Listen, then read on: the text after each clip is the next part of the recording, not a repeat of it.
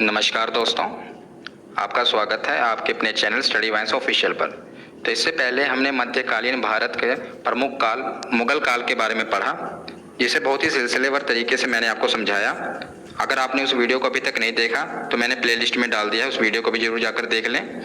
आज हम पढ़ेंगे आधुनिक भारत के बारे में, जिसका समय काल लगभग 1857 ईस्वी से लेकर 1947 ईस्वी तक का रहा है। इसे हम 4 पार्ट्स में कवर करेंगे। पहले पार्ट में 1857 ईस्वी का विद्रोह, फिर नेक्स्ट में नरमपंथी और उदारवादी चरण, जिसका समय काल लगभग 1885 ईस्वी से लेकर 1905 ईस्वी तक का रहा। फिर गर्मपंथी और उग्रवादी चरण को पढ़ेंगे और लास्ट में गांधी युग को पढ़ेंगे। पर इस वीडियो में हम पहले 3 पार्ट्स को कवर करेंगे, जो इससे अगली वीडियो आएगी उसमें हम पूरा गांधी युग को कवर कर लेंगे। तो इससे हमारा पूरा जो आधुनिक भारत है, जो मॉडर्न हिस्ट्री है, कवर हो जाएगी। तो आप अपनी इस वीडियो को लाइक करें और शेयर करें और अपने इस चैनल को सपोर्ट करें और सब्सक्राइब करके बेल आइकन को भी प्रेस कर दें, ताकि आगे की जो मैं वीडियो अपलोड करूं आपको मिलती रहे। तो शुरुआत करते हैं हम 1857 ईस्वी के विद्रोह से, जो कि बहुत ही महत्वपूर्ण है हमारी परीक्षाओं के दृष्टिकोण से। तो जब हमने मुगल काल पढ़ा था तो उसमें मैंने आपको जहांगीर के शासनकाल के बारे में पढ़ाया था, बहुत ही विस्तार से मैंने समझाया था। तो मुगल काल में जो जहांगीर का शासनकाल था, उसी समय से जो अंग्रेज थे भारत में आना शुरू हो गए थे और धीरे धीरे क्या किया, अंग्रेजों ने पूरा भारत पर ही कब्जा कर लिया था। और 1856 ईस्वी में अंग्रेज सरकार ने जो पहले इस्तेमाल होती थी पुरानी लोहे की बंदूकें, उसे बंद कर दिया और उसकी जगह पर एक नई बंदूक लेकर आए। याद देखिएगा, जिसका नाम क्या था, एनफील्ड रॉयल। ये जो आप इमेज में देख रहे हैं, यही है वो बंदूक, एनफील्ड रॉयल। इस बंदूक में क्या होता था, जो कारतूस इस्तेमाल होता था उसमें सुअर और गाय की चर्बी से बना होता था और उसको इस्तेमाल करने से पहले मुंह से छीलना भी पड़ता था। जिससे क्या हुआ, जो ब्रिटिश सरकार थी उसमें जो भारतीय सैनिक थे उनकी भावनाओं को काफी आहत पहुंचता था। तो चलिए हम देखते हैं कि आखिर ये विद्रोह शुरू कैसे हुआ। तो 29 मार्च 1857 ईस्वी को मंगल पांडे नामक एक सैनिक, याद रखिएगा बैरकपुर ने, बैरकपुर में जो गाय की चर्बी से बने कारतूसों को मुंह से काटने से मना कर दिया, क्योंकि बंदूकों में डालने से पहले उसे मुंह से काटना पड़ता था। और इन्हें फिर क्या किया, अंग्रेज सरकार ने इन्हें गिरफ्तार करके 8 अप्रैल 1857 ईस्वी को फांसी पे चढ़ा दिया। तो यहीं से 1857 ईस्वी का जो विद्रोह था उसने विकराल रूप धारण कर लिया और पूरे भारत में ये विद्रोह की चिंगारी फैल गई। तो विद्रोह की शुरुआत याद रखिएगा कि 10 मई 1857 ईस्वी को मेरठ से शुरू हुई थी। कहां से? मेरठ से। और इस विद्रोह के समय भारतीय गवर्नर जनरल थे, वो कौन थे?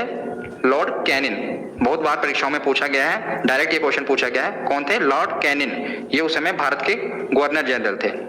तो जब ये विद्रोह हुआ तो भारत के विभिन्न हिस्सों में फैल गया और विभिन्न हिस्सों में इसके बड़े बड़े लीडर बने, जिन्होंने इस विद्रोह को लीड किया। तो ये जो नेतृत्व किया लीडरों ने, ये भी एग्जाम में पूछा जाता है। और ज्यादातर ये विद्रोह जो है उत्तर भारत में देखने को मिला। उत्तर भारत के कई हिस्सों में ये विद्रोह फैल गया, तो ज्यादातर ये उत्तर भारत में देखने को मिला है। और दक्षिण भारत के भी कई हिस्सों में हुआ, पर ज्यादा इसका जो फैलाव था उत्तर भारत में देखा गया। तो चलिए हम देखते हैं कि इसका नेतृत्व किसने किसने किया। तो दिल्ली में इसका नेतृत्व किया था बहादुर शाह जफर ने। बहादुर शाह जफर कौन थे? ये मुगलिया सल्तनत के आखिरी बादशाह थे, जिसे बहादुर शाह द्वितीय भी कहा जाता है। और कानपुर में तात्या टोपे ने इस विद्रोह का नेतृत्व किया और लखनऊ में बेगम हजरत महल ने इसका नेतृत्व किया। आपको पता है जो लखनऊ है नवाबों का शहर माना जाता है, तो बेगम नवाबों की ही होती है, इसे आप याद रख पाएंगे इसे। तो लखनऊ में बेगम हजरत महल ने इसका नेतृत्व किया और झांसी में रानी लक्ष्मीबाई ने कुछ इस विद्रोह की बागडोर संभाली और जगदीशपुर में कुंवर सिंह ने और बरेली में खान बहादुर खान ने। ये कुछ लीडर हैं जो आपको याद रखने हैं। इन्होंने 1857 ईस्वी के विद्रोह का नेतृत्व किया था। तो मैं आपको बता दूं, जो ये विद्रोह था ये इतना सफल नहीं हो पाया था, क्योंकि अंग्रेजों ने क्या किया, इसको दबा दिया इस विद्रोह के पूरा। क्योंकि इस विद्रोह में जो थे यूनिटी नहीं थी, संगठन नहीं बन पाया था एक हिसाब से, जिस कारण इस विद्रोह को अंग्रेजों ने बहुत जल्द ही दबा दिया। तो उसके बाद क्या हुआ, अब हम आगे पढ़ेंगे नरमपंथी और उदारवादी चरण, जिसका समय काल लगभग 1885 से लेकर 1905 ईस्वी तक का रहा। तो उसके बाद जब ये विद्रोह को दबाया गया तो लोगों ने क्या किया, उन्होंने सोचा है कि एक पार्टी बनाई जाए जिससे हम अपनी बातें सरकार तक पहुंचा सकें, मतलब अंग्रेजों तक पहुंचाई जा सके अपनी बातें। इसके लिए उन्होंने एक संगठन यानी एक पार्टी का बनाने का सुझाव किया। तो 1885 ईस्वी में कांग्रेस की स्थापना बंबई में की गई। तो एक पार्टी बनी जिसका नाम कांग्रेस था। ये 1885 ईस्वी में बनी और इसकी स्थापना बंबई में की गई, जिसके संस्थापक याद रखिएगा आप, A.O. ह्यूम, ये इसके संस्थापक थे। और उस समय के अगर गवर्नर जनरल की बात करें तो लॉर्ड डफरिन थे उस समय के गवर्नर जनरल। तो जो एक कांग्रेस पार्टी बनी, इसका पहला अधिवेशन कहाँ पर किया गया ये भी पूछा जाता है। तो इसका पहला अधिवेशन बंबई में किया गया। और किसकी अध्यक्षता में किया गया? तो व्योमेश चंद्र बनर्जी की अध्यक्षता में यह किया गया। और जो ये पहला अधिवेशन हुआ था, इसमें 72 प्रतिनिधियों ने भाग लिया था। जो भी मैं आपको तथ्य बता रहा हूँ ये सभी इंपॉर्टेंट है, इसीलिए आप ध्यान से सुनिए और ध्यान से इसे नोट करिएगा, क्योंकि ये एग्जाम में पूछे गए हैं, इसीलिए मैंने इसमें इंक्लूड किए हैं। उसके बाद हम देखते हैं, तो इसी दौरान कुछ वर्षों बाद भारत और अफगानिस्तान के बीच एक सीमा, जो ड्यूरेंट रेखा भी कहा जाता है, काफी इंपॉर्टेंट है, इसी दौरान बनी थी। और उस समय जो गवर्नर जनरल थे वो थे लॉर्ड लैंसडाउन। क्योंकि जो गवर्नर जनरल है ये पूछे जाते हैं कि उस समय के गवर्नर जनरल कौन थे, इसीलिए मैं आपको साथ साथ कवर करा रहा हूँ। तो इसके बाद क्या कहते हैं, अफगानिस्तान के बीच सीमा बन गई थी जिसे ड्यूरेंट रेखा कहा जाता है, और गवर्नर जनरल कौन थे? लॉर्ड लैंसडाउन। तो अब पढ़ते हैं 1887 से लेकर 1891 के बीच की कुछ प्रमुख घटनाओं के बारे में, जो कि हमारी परीक्षाओं के लिए महत्वपूर्ण है। तो 1887 ईस्वी में दादा भाई नौरोजी ने इंग्लैंड में भारत सुधार समिति की स्थापना की थी। याद रखिएगा, भारत सुधार समिति। यह समिति इसलिए बनाई गई थी ताकि भारतीयों पर होने वाले अत्याचार को बचाया जा सके। और इसी के बाद क्या हुआ, जो ब्रिटिश सरकार थी उसका रुख जो कांग्रेस पार्टी थी उसके प्रति कठोर होता चला गया। क्योंकि जो कांग्रेस पार्टी बनी थी उसका मुख्य उद्देश्य क्या था कि जनता की, आवाम की आवाज को सरकार तक पहुंचाना, ताकि आवाम पर कोई अत्याचार ना हो सके। पर जो ये सुधार समिति बनी थी, इसके बाद क्या हुआ, जो ब्रिटिश सरकार का रुख था वो कांग्रेस के प्रति कठोर होता चला गया। और याद रखिएगा, जो कांग्रेस के पहले मुस्लिम अध्यक्ष बने थे वो कौन थे? बदरुद्दीन तैयब जी।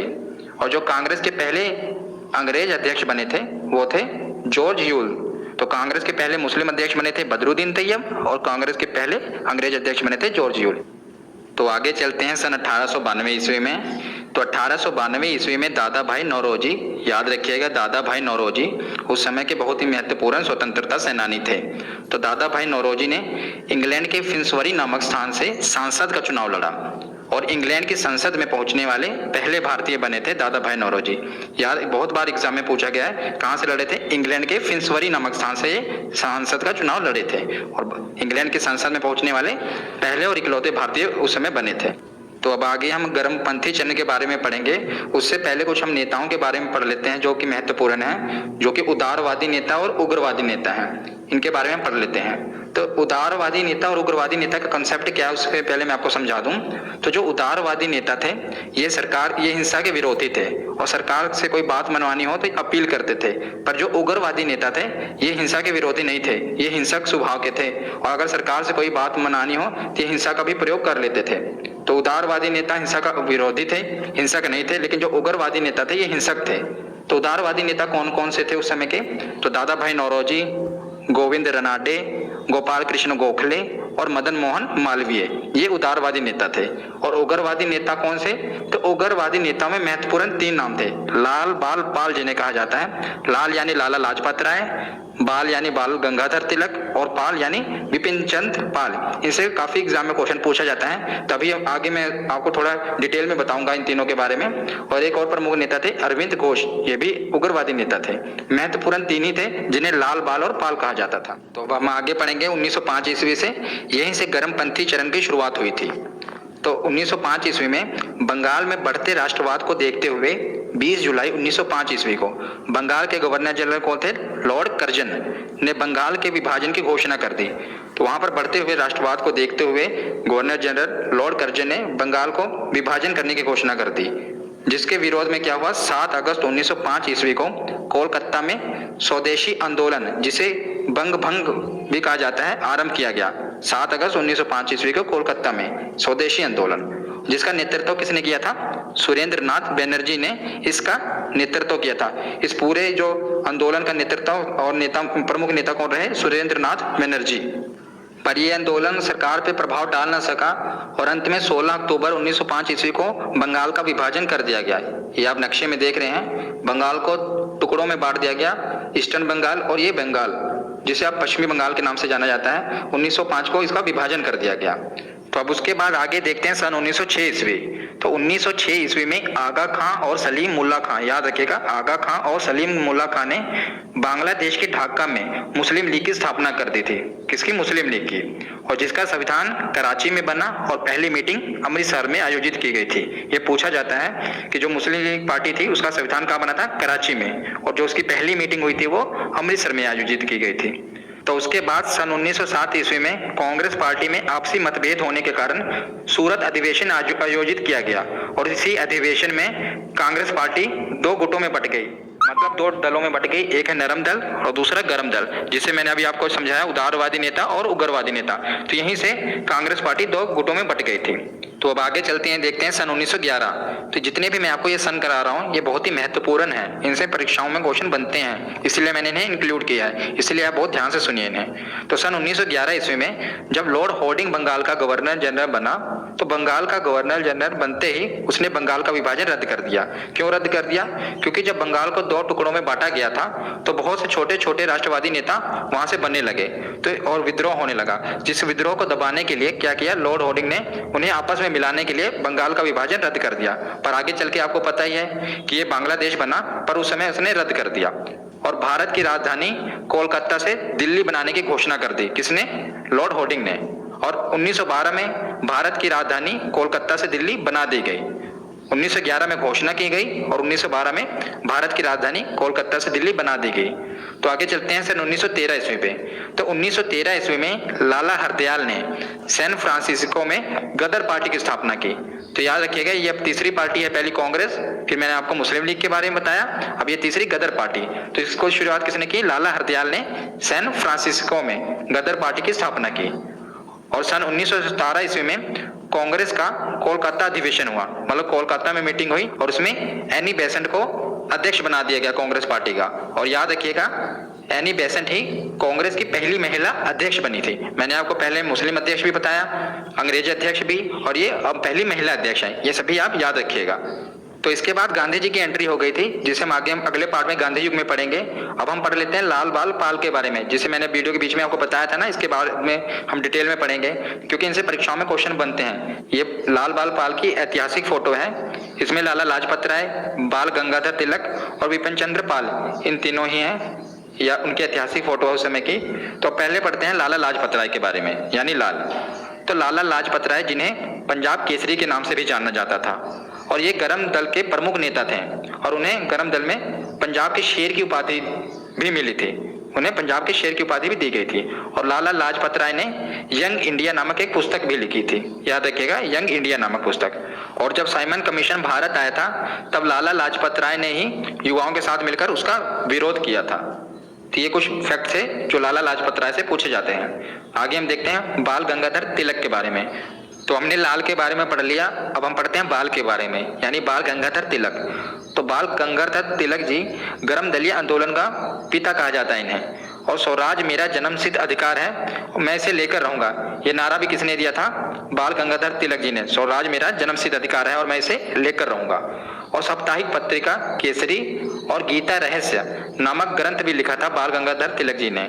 और महाराष्ट्र में जो आप ये गणपति उत्सव महोत्सव देखते हैं, उसका आरंभ करने का श्रेय भी बाल गंगाधर तिलक को ही जाता है। तो ये कुछ जीके के प्रश्न बनते हैं बाल गंगाधर तिलक से। तो हमने लाल और बाल के बारे में पढ़ लिया, अब पढ़ते हैं पाल के बारे में, यानी बिपिन चंद्र पाल जी। तो जो बिपिन चंद्र पाल थे, ये लाल बाल पाल के ही हिस्सा थे और भारत के क्रांतिकारी और उग्रवादी गतिविधियों को अंजाम देने में विश्वास रखते थे, मतलब उग्रवादी नेता थे। और उन्होंने कई अखबार भी निकाले थे। हमारी परीक्षाओं में इनके द्वारा निकाले गए अखबार ही पूछे जाते हैं। तो इन्होंने निकाला था परिदर्शक अखबार, ये जो बंगाली साप्ताहिक है, ये 1886 ईस्वी में निकाला था। उसके बाद न्यू इंडिया, ये 1902 में अंग्रेजी साप्ताहिक निकाला। और उसके बाद वंदे मातरम 1906 ईस्वी में बंगाली दैनिक निकाला।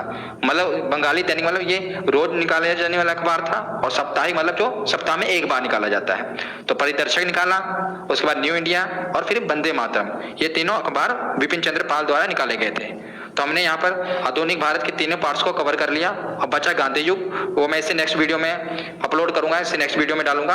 तो आप अगर आपको ये वीडियो हेल्पफुल लगे तो आप अपने चैनल को सब्सक्राइब करके और बेल आइकन को प्रेस कर दें और वीडियो को लाइक करें और शेयर भी कर दें। धन्यवाद।